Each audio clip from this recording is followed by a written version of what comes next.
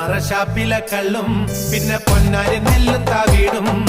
4 kilo വെച്ചേ പിന്നെ വീതും കർമ്മങ്ങളും ചെയ്തേ കാലങ്ങളേറെയായി അമ്മേ ഞങ്ങൾ ശ്രീ കുരുമ്പമ്മ നടയിൽ